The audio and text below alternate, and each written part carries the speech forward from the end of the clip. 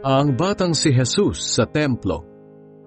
Bawat taon pumupunta ang mga magulang ni Jesus sa Jerusalem para dumalo sa pista ng paglampas ng anghel. Nang 12 taon na si Jesus, muli silang pumunta roon gaya ng nakaugalian nila. Pagkatapos ng pista, umuwi na sila pero nagpaiwan si Jesus sa Jerusalem. Hindi ito namalayan ng mga magulang niya.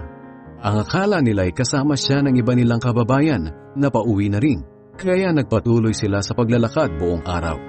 Bandang huli ay hinanap nila si Jesus sa kanilang mga kamag-anak at mga kaibigan. Nang malaman nila na wala si Jesus sa kanila, bumalik sila sa Jerusalem para roon siya hanapin. At nang 3 araw, natagpuan nila si Jesus sa templo na nakaupong kasama ng mga tagapagturo ng kautusan. Nakikinig siya sa kanila at nagtatanong. Namangha ang lahat ng nakarinig sa mga isinasagot niya at sa kaniyang katalinuhan.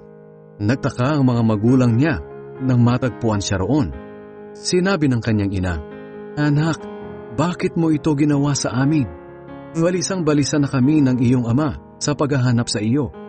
Sumagot si Jesus, "Bakit po ninyo ako hinahanap? Hindi ba ninyo alam na dapat ay narito ako sa bahay ng aking ama?" Pero hindi nila naunawaan ang ibig niyang sabihin. Umuwi si Jesus sa Nazaret kasama ng kanyang mga magulang at patuloy siyang naging masunuring anak.